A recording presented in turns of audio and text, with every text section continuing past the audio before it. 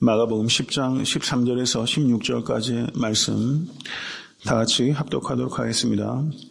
사람들이 예수의 만져주심을 바라고 어린아이들을 데리고 오매 제자들이 꾸짖거늘 예수께서 보시고 분이 여겨 이르시되 어린아이들의 내게 오는 것을 용납하고 금하지 말라. 하나님의 나라가 이런 자의 것이니라.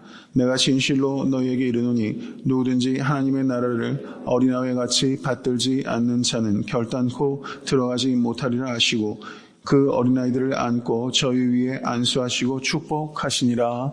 아멘. 하나님의 말씀입니다. 마가복음 10장 13절에서 16절은 예수님께서 어린 아이들을 통해서 주신 두 번째 가르침입니다. 마가복음 10장 1절에서 12절은 예수님께서 이혼에 대해서 가르치셨습니다. 거기에 나오는 인물이 그 여인, 사회적인 약자인 여인이라면 오늘 본문에 나타나는 13절에서 16절은 역시 사회에서 가장 약자라고 말할 수 있는 어린아이를 통해서 예수님께서 주신 가르침입니다. 그리고 내일 강의하게 될 17절 이하를 보시면 거기는 부자 청년 관원이 나옵니다. 어린아이에는 매우 대조적으로 힘이 있고 사회적으로 영향력이 있는 사람으로 부자 청년 관원이 나오게 되는 것을 볼 수가 있습니다. 이와 같은 인물들이 서로 매우 대조적이다라는 것을 염두에 두시고 오늘 말씀을 보도록 하겠습니다. 13절의 말씀을 보시죠. 사람들이 예수의 만져주심을 바라고 어린아이들을 데리고 오매 제자들이 꾸짖거늘 이라고 이 예수님의 가르침의 배경이 소개가 되고 있습니다. 여기에서 어린 아이들이라고 번역되고 있는 성경 언어가 파이디온이라는 단어인데요.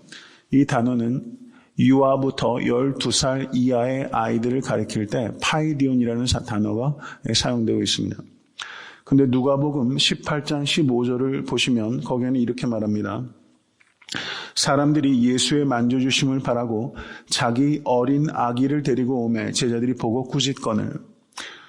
마가복음에는 어린 아이라고 되어 있는데 누가복음에는 어린 아기라고 번역되고 있는 거예요. 누가복음에 어린 아기라고 번역되고 있는 단어가 브레포스라는 단어입니다. 브레포스. 이 단어는 newborn baby, 새로 태어난 신생아를 말하는 거예요. 그러므로 여기에서 사람들이 어린아이를 데려왔는데 이 어린아이는 12살 이하의 그런 폭이 넓은 그 에이지 계층을 얘기하는 그런 어린아이가 아니라 신생아를 예수께 데려왔을 것이다. 이렇게 보는 게 타당한 이해라고 보여지는 것이죠.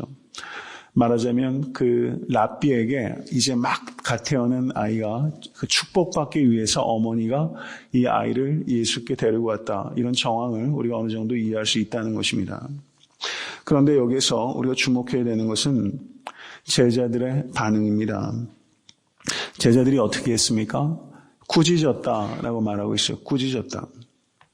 왜 꾸짖었는지는 우리 본문 말씀을 통해서는 우리가 알 수가 없어요.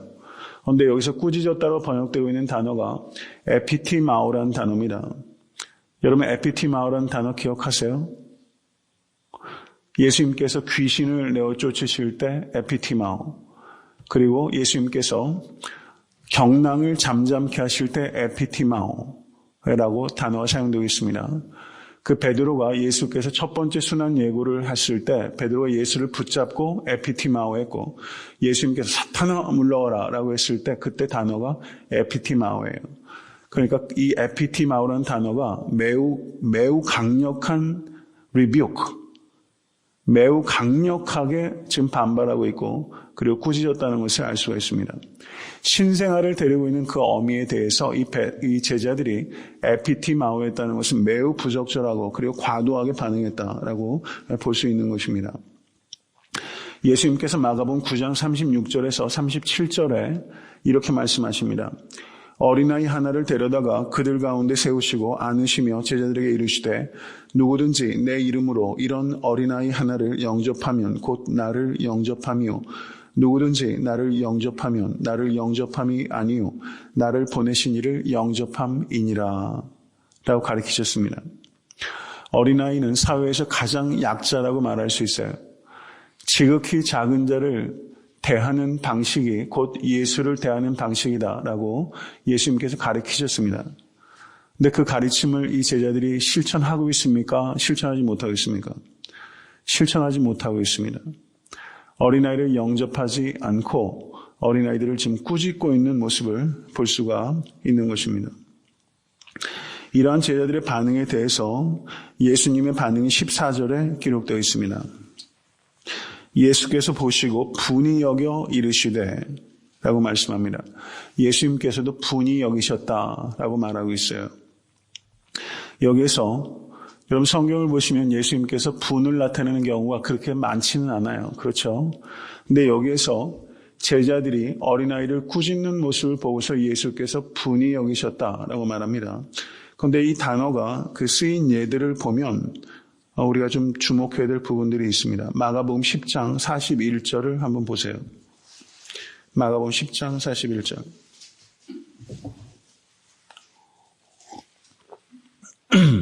다 같이 읽습니다. 열제자가 듣고 야고보와 요한에 대하여 분이 여기거늘. 이 단어가 오늘 본문에 나오는 단어와 똑같아요. 아나카테오라는 단어입니다. 그리고 마가복음 14장 4절을 한번 보십시오. 같이 읽겠습니다. 어떤 사람들이 분내어 서로 말하되 무슨 의사로 이 향유를 허비하였는가. 지금 향유 옥합 300데나리온을 깨뜨린 이 여인의 헌신에 대해서 제자들이 분이 여겼다라고 말하고 있는 것입니다. 여기에서 한 번은 제자들이 분이 여긴 것은 하나는 우편에 하나는 좌편에 앉게 해달라는 야고보와 요한의 말들을 이 제자들이 듣고서 그것에 대해서 분이 여겼다라고 말하는 거예요. 여러분 사람들이 분을 낼 때는 자기 포지션, 어떤 지위 때문에 사람들이 분이 여길 때가 많아요. 야고보와 요한이 하나는 우편에 하나는 좌편에, 여러분 그것은 2인자와 3인자 자리를 자기에게 달라고 얘기한 거예요. 사람들이 어떨 때 분냅니까? 내 권리를 지키기 위해서 사람들이 분을 냅니다. 그리고 14장 4절에서는 향유 옥합을 깨뜨린 이 여인의 귀한 헌신에 대해서 분을 내요. 여러분 자기 돈도 아니지 않습니까? 300데나리온을 깨뜨려서 헌신하고 봉사하는데 다른 사람 헌신에 대해서 좋게 보질 않고 그것에 대해서 분을 내는 것이 인간의 악한 본성이에요. 자기는 하지도 않으면서 하지도 못하면서 다른 사람의 귀한 헌신에 대해서 폄하하고 심지어 그것에 대해서 아나카테오, 분이 여기는 이런 죄된 본성이 인간에게 있다는 것을 우리가 봐야 돼요. 이것이 악한 죄인들이 분내는 것입니다.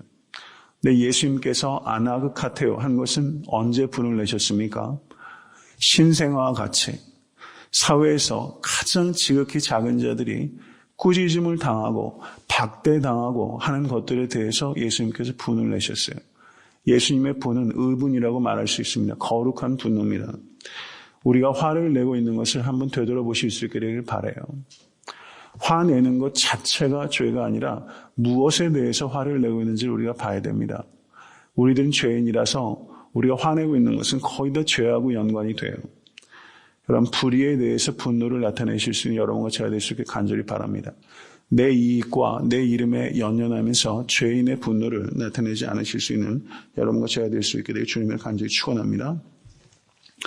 그 뒤에 이어진 내용을 보시면 예수님께서 이렇게 가르치십니다. 어린아이들이 내게 오는 것을 용납하고 금하지 말라. 하나님의 나라가 이런 자의 것이니라. 지금 제자들은 자기에게 주어진 그런 어서리티를 가지고 사람들이 오는 것을 금해요.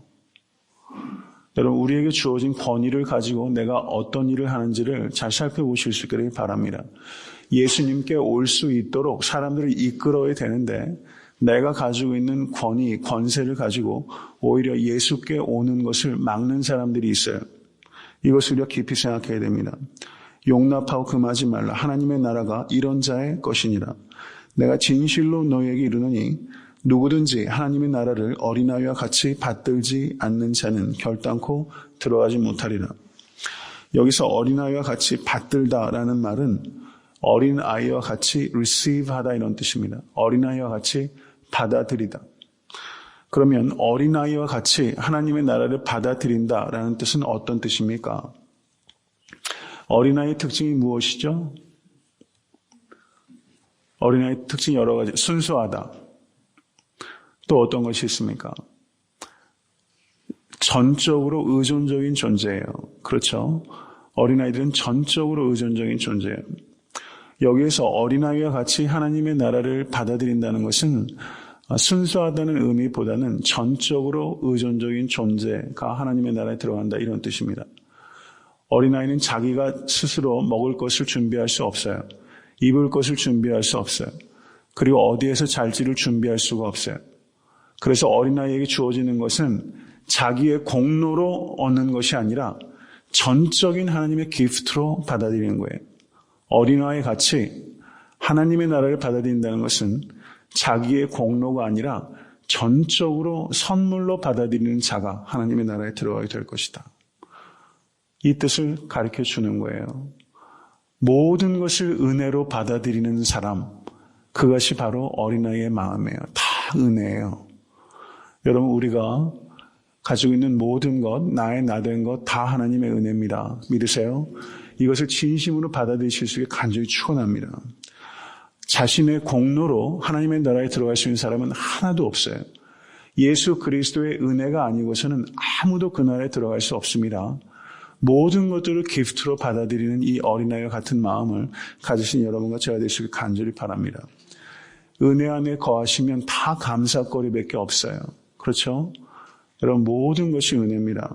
이번 한 주간 살아가면서 우리가 구원을 얻는 것도 은혜요. 그리고 거룩한 성도로 살아가는 것도 은혜로 살아가는 것입니다. 우리가 신실하고 거룩한 삶을 살아가는 것은 내 의지 가지고 되는 것은 한계가 있어요. 하나님의 은혜 안에 거할 때 거룩한 삶을 살아갈 수 있게 되는 것입니다.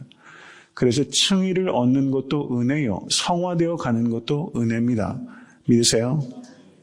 칭의는 전적인 하나님께서 하시는 일이고, 성화는 성령께서 주도적으로 하시는 일이고, 그리고 내가 거기에 참여하는 거예요. 자신을 쳐서 복종시키는 일들이 우리에게 요청이 돼요. 그렇지만 거룩해지는 것도 내 의지 가지고 되는 것은 아니에요. 성령께서 거룩하게 하십니다. 믿으세요? 그래서 거룩하게 되기 위해서 우리에게 필요한 게 있어요. 뭡니까? 기도하는 거예요. 기도하셔야 돼요. 악에서부터 보존시켜달라고 기도하셔야 됩니다. 악을 분별할 수 있도록 기도하셔야 됩니다. 그리고 자기를 날마다 쳐서 복종시키는 여러분과 제가 될 수 있게 되기를 주님의 이름으로 간절히 축원합니다. 그 다음에 16절의 말씀 한번 보세요. 그 어린아이들을 안고 저희 위에 안수하시고 축복하시니라. 예수님께서는 참 이 스킨십을 너무나 이 스킨십을 자연스럽게 하시는 분이셨던 것 같아요. 어린아이들을 항상 안아주셨어요. 여기에서 우리가 좀 생각해 볼 수 있기를 원합니다. 제자들이 왜 어린아이들에 대해서 꾸짖고 그 센시티브한 반응을 보였을까? 저는 그런 생각을 해봐요. 예수님께서 이미 십자가에 달려서 돌아가실 것에 대해서 2차례 예언을 하셨습니다. 그러니까 제자들이 그런 이야기를 듣고서 묻기도 두려워했다라고 성경은 기록하고 있어요. 제자들은 지금 그런 일들 때문에 상당히 널버스해진 거예요. 여유를 잃어버렸어요. 어린아이들 오는 것도 귀찮고 짜증나는 일이 되어버린 것입니다. 그런데 예수님께서는 어떻습니까? 정작 십자가를 지시는 예수님은 여유를 잃지 않으세요. 어린아이를 안을 수 있는 그런 여유를 잃지 않으세요. 이게 예수님과 제자들의 차이인 것 같아요. 여러분, 우리가 하나님이 일하면서 너무 인상 찌푸리고 안 했으면 좋겠어요. 어린아이를 항상 안을 수 있는 그런 여유를 가지고 했으면 좋겠어요. 조금 다른 얘기지만요. 제가 그 유학생활 할 때 같이 공부하는 사람하고 그런 이야기를 했어요. 우리가 뭔가 하나님의 일을 하면 한국 사람들은 좀 비장해진다 이런 얘기를 좀 했어요. 비장해져요. 근데 미국 신학생들 보면요. 그 데이빗이라고 저하고 같이 공부했던 아이 중에 하나가 꼭 생긴 게 그 영국의 코미디언 미스터 빈 같이 생겼어요. 네. 그리고 얼마나 호의적인지 몰라요. 그리고 인터내셔널 학생들한테도 그렇게 다가오고 그렇게 친하고 그 아이가 했던 그 웃음과 그런 것들이 제 머릿속에 아직도 남아있어요.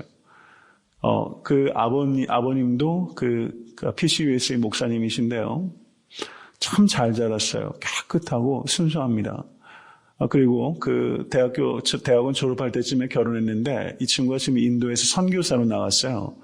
그래서 위클리프 그 성경 트랜슬레이션 한 곳에서 그 교육받고 인도 오지로 가서 그 말로 지금 성경을 트랜슬레이션 한 일 벌써 몇 텀을 했어요. 근데 그 친구를 보면서 같이 공부한 한국 목사님하고 같이 이야기를 하면서 참 미국 학생들은 이렇게 정말 삶을 헌신해서 주를 위해서 영광을 위해서 헌신하면서도 참 여유가 있다 이런 말 했던 기억이 나요. 여유가 있어요. 유머를 잃지 않고 편안해요. 그냥 아주 일상적인 일을 하는 것처럼 그런 일들을 감당하는 모습을 이렇게 보면서 그런 대화를 나눴던 적이 있는 것 같아요. 우리가 십자가를 지는 그런 엄청난 일을 앞에 두시고도 주님께서는 마음의 여유를 잃지 아니하시고 어린아이를 품에 안으신 만큼 예수님께서는 일관되시고 동요가 없으시고 그 여유를 지키셨던 것 같아요. 우리가 이런 마음을 가지고 우리가 큰 일을 앞두고도 너무 비장해지지 않고 그런 마음의 여유와 좀 한가로움을 지킬 수 있는 여러분과 제가 될 수 있게 되길 간절히 바랍니다. 말씀을 맺습니다. 우리는 모두 다 죄인입니다. 믿으세요? 우리가 죄인이라는 것을 잊지 않으시는 여러분과 제가 될 수 있게 간절히 바랍니다. 한순간도 하나님의 은혜가 없으면 우리는 실족해요. 은혜가 없으면 우리는 살 수 없는 존재입니다. 이것을 항상 기억하시고 모든 것들이 기프트라는 것을 여러분 감사하실 수 있는 한 주간과 평생의 삶이 되실 수 있게 되기를 주님의 이름으로 간절히 축원합니다.